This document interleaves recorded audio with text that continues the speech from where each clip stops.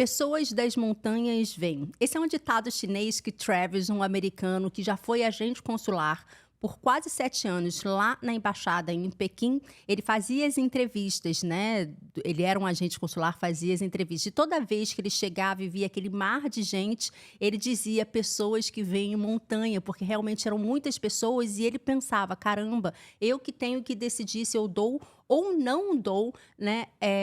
O visto para essas pessoas, e é de uma grande responsabilidade, não é mesmo? Segundo Travis, ele já entrevistou nesses quase 7 anos lá de agente consular em Pequim em torno de 880 mil pessoas. É gente pra caramba, né? Então, ele realmente tem uma experiência vasta e hoje quem vai falar mais uma vez, assim como o vídeo anterior, é ele e não eu. Eu só vou trazer aqui as palavras dele que estão aqui. Tá? E aí eu vou falando em cima do que ele vai falando, tá? Mas a base é dele, tá? Bem, hoje nós vamos falar sobre o que ele explica sobre o que o agente consular pensa e analisa quando você vai chegando ali perto do vidro, né, para a entrevista americana. Ele também vai dizer exatamente tudo que aparece ali na tela do computador do agente consular. Eu não sabia. Acredito que vocês também não sabiam e vai saber hoje. Vamos lá. Bem, como ele disse, vamos começar do começo, né? Cada agente, ele é obrigado a fazer pelo menos, olha, eu vou ler, né, para ficar mais claro, tá? Cada agente é obrigado a fazer menos 1 ano de entrevista de visto americano para que eles consigam ser promovidos ao exterior. O que ele quer dizer com isso é que você pode encontrar agentes consulares que nunca tiveram a intenção de gastar tempo ali e otimizar o seu tempo, né, na entrevista. Mas também você pode responsáveis, como ele se considera, né, e que querem construir uma carreira nisso. Ele tem uma carreira, né, nessa área, que são pessoas que realmente têm um entusiasmo e a vontade de analisar o caso de cada um, embora o tempo seja muito curto. Ele relatou exatamente o que muitos de vocês relatam, tá? Agentes mal-humorados que não têm nenhum interesse de falar com você existem. Mas a grande maioria que fez relações exteriores é ver-se com diplomacia, é falar com as pessoas, embora o tempo seja o tempo, né? Então, aquilo que vocês me relatam muito, aquela moça, tem uma moça loira em algum canto que é super mal-humorada, né? Super grosso no do lado, o rapaz estava super de boa, enfim. Tem gente que realmente relata que tem pessoas, agentes consulares, muito mal-humorados. Eu, particularmente, nunca peguei, ninguém pegou gente mal-humorada, nem nada. Não tenho essa visão que vocês têm de ver e ter um contato com um agente consular mal-humorado. Eu sempre acreditei que eles não estão ali brincando, logo eles não devem ser tão bem-humorados, entretanto, devem ser simpáticos, né, e educados. Mas eu sempre falei que eles estavam ali trabalhando, né, era um trabalho sério, não é um lugar onde você fica sorrindo, né? Os meus que eu peguei, né, eles não estavam sorrindo, foram educados, simpáticos, mas não, né, não risonhos e afins. E também não foram mal educados em absoluto. Em Pequim, ele disse que entrevistava em torno de 150 a 250 pessoas por dia. E ele fez então uma matemática, né, falando sobre isso.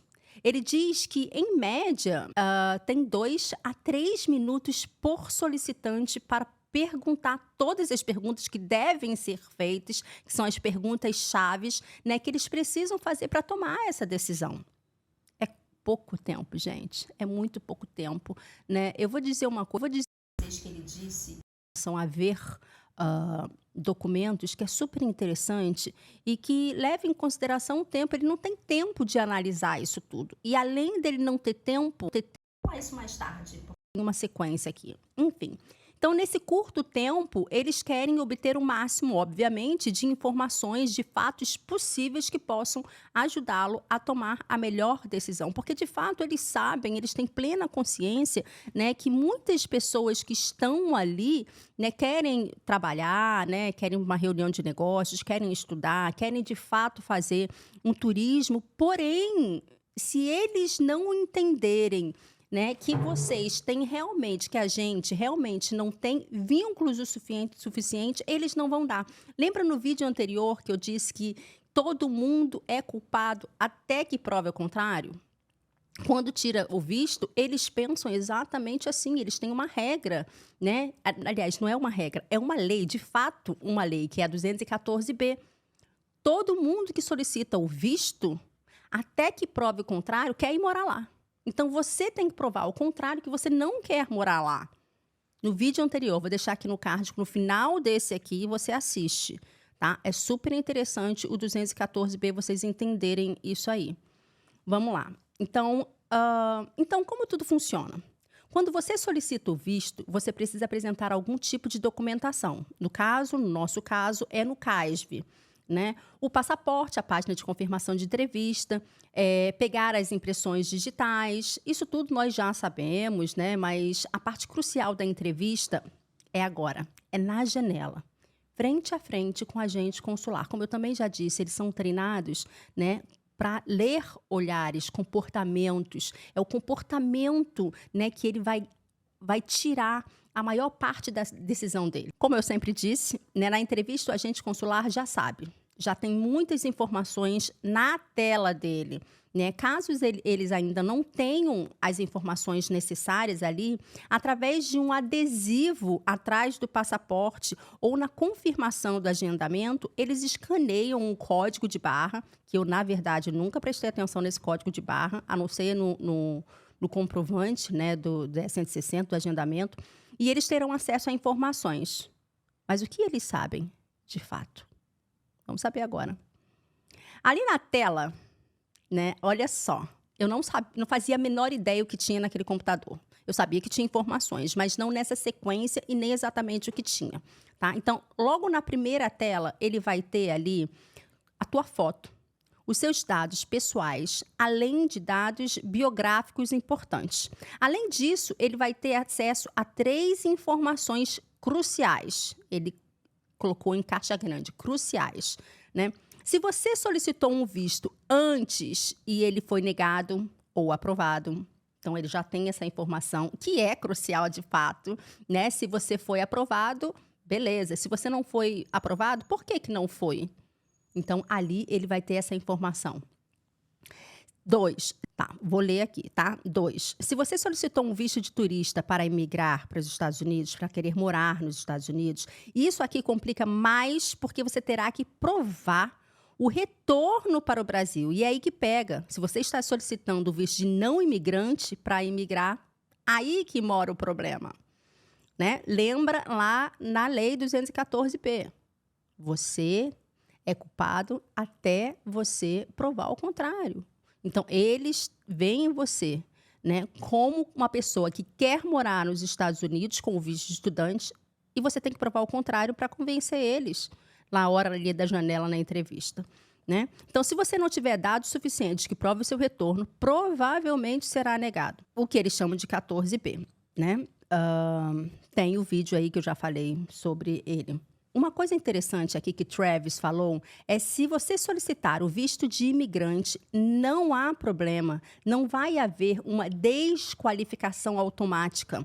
Apenas você terá que explicar as circunstâncias que te levam a morar lá, né? Por exemplo, se um estudante de uma faculdade em Nova York, o que aconteceu com o meu sobrinho, ele não apenas teve que explicar as circunstâncias, né, que levava ele a fazer a faculdade lá de finanças, né? Mas ele teve que comprovar, levar documentos, né, da faculdade e ele teve que comprovar na linguagem dele que ele estava indo para isso. Além do que ele teve que comprovar também, obviamente, a renda, tá? Quem vai morar lá, estudar lá, tem que comprovar renda mais do que quem vai viajar.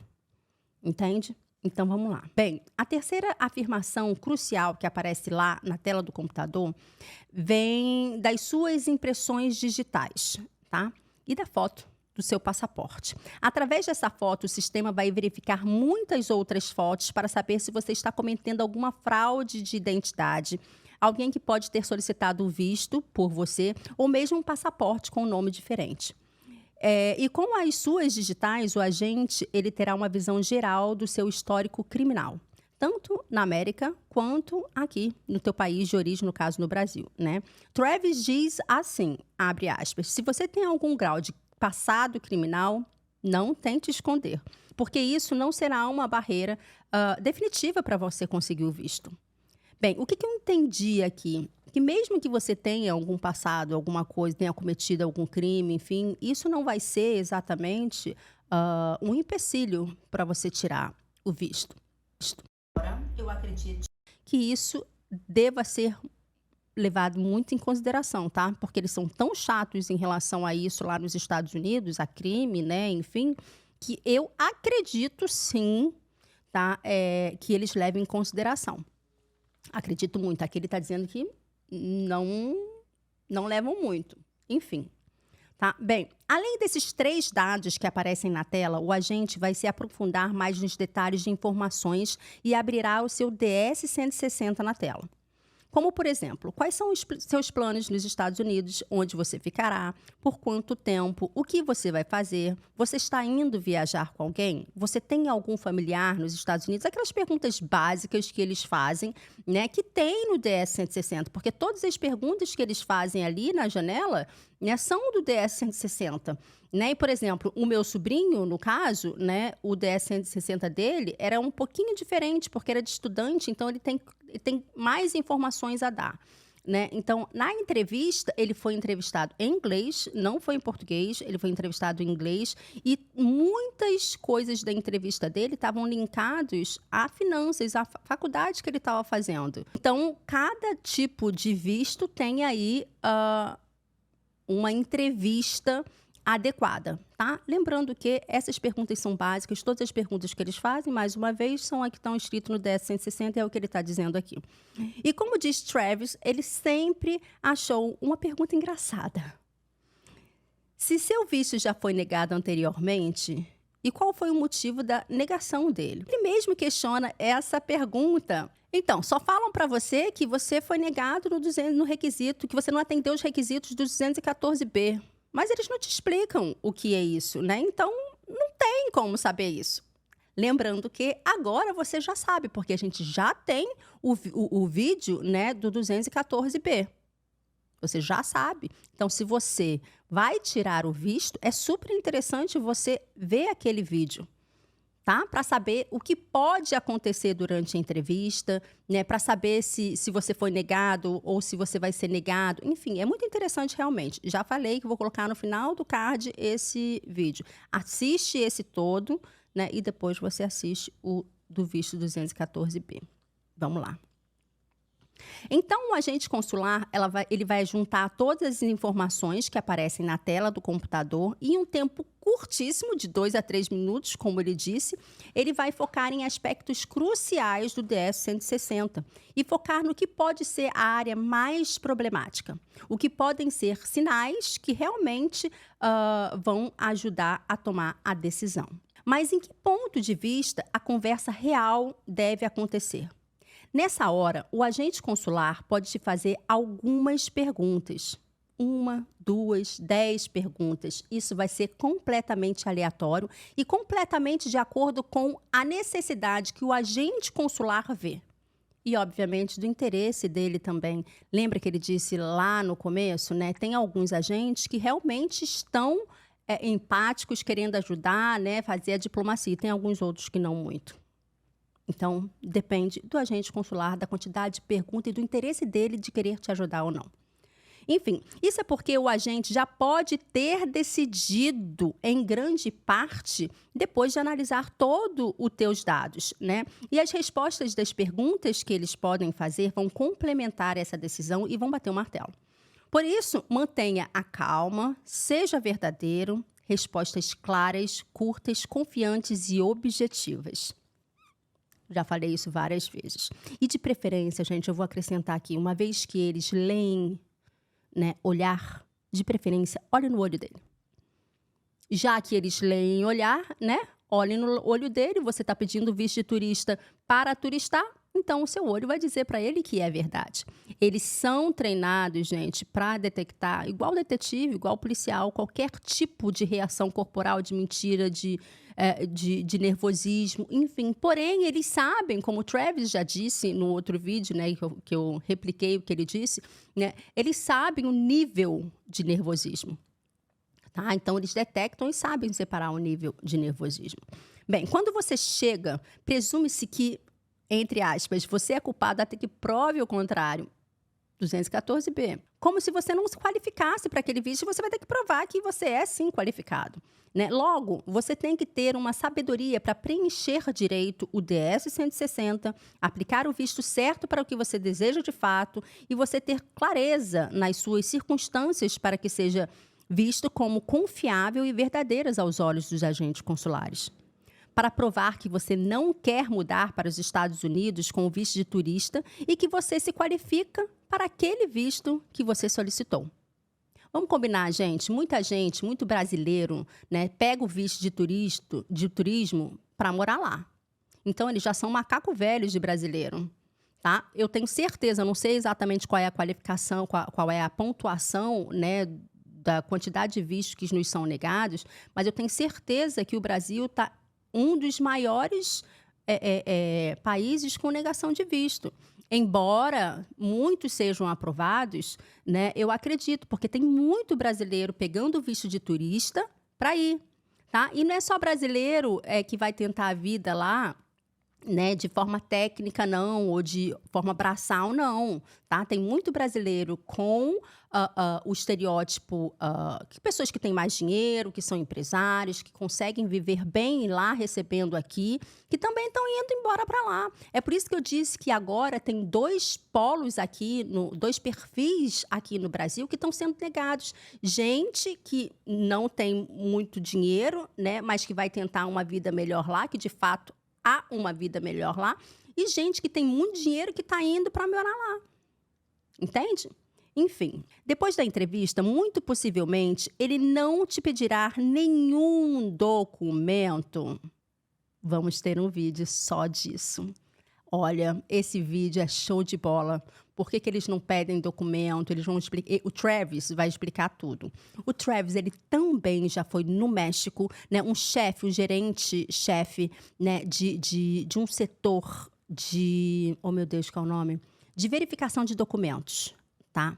E ele diz cada coisa. É interessante também vocês verem por quê, porque muita gente questiona. Mas por que ninguém me pediu o documento? Pedem para eu levar uma pasta enorme de documento e ninguém vê o meu documento. Então, eu ainda sugiro, né, que todos levem documentos, porque vai que, né, você tem ali pouco tempo e uma chance única. Vai que o agente consular, gente boa, diplomata, né, que quer realmente resolver o teu problema, te pede um documento e você não tem. Aí você morre na praia. Então, qual é o problema de eu levar minha pasta de documentos? Eu não vejo problema nenhum de imprimir documentos e de coisar. Vou gastar pelo menos 1 hora aí, né, para arrumar. O que é 1 hora perto de um visto que eu vou conseguir, né, que pode me salvar? Então... Mas ele diz que, normalmente, não vem documentos. Mas vamos lá. Bem, é o que eu estava dizendo aqui, ó. Travis já foi gerente de uma unidade de prevenção de fraude no Consulado do México. É por isso que eles são obrigados a ter uma entrevista, ainda que em pouco tempo, a ter uma entrevista cara a cara, olho a olho com o solicitante, né? Porque todos, ele enfatizou, são muito treinados a olhar nos seus olhos enquanto você responde. Eles são treinados a detectar sinais de todas as respostas verdadeiras, menos verdadeiras, nervosismo, assim como os detetives, como eu disse, detetives, policiais que são treinados, né, a leitura corporal, olhar, enfim, né, a gestos, enfim. É claro que todos ficam nervosos, sempre, né, existe um ou outro, e eles sabem diferenciar quem está nervoso pela situação ou nervoso por mentira ou omissão, enfim. né? Uma coisa que Travis também diz é que às vezes pode acontecer de um ou outro passar desapercebido, mas é pouco provável. E também garante que nenhuma assessoria, e aí eu coloco um parênteses, e nenhum youtuber também, eu sou uma delas, né, pode afirmar que você vai conseguir o visto. Eles não podem analisar isso, eles não podem afirmar isso, né? Eles podem sim te ajudar, né, em algumas circunstâncias, a ver o DS 160 direitinho, ver onde pode melhorar as suas respostas, a clareza das suas respostas, mas eles nunca podem dizer que você vai conseguir o visto, porque só e somente o agente consular tem esse poder, total poder de decisão. Então, é isso. Cuidado com o que vocês veem aí no YouTube, né? Cuidado com assessorias que afirmam que você tenha. Embora, né, existem assessorias que são muito boas e tem muitas pessoas que realmente são aprovadas para o visto, né? Porque tem uma boa análise, enfim. Então, procurem uma assessoria realmente de confiança, né? Que você não vai perder o seu tempo nem o seu dinheiro com ela. E é isso.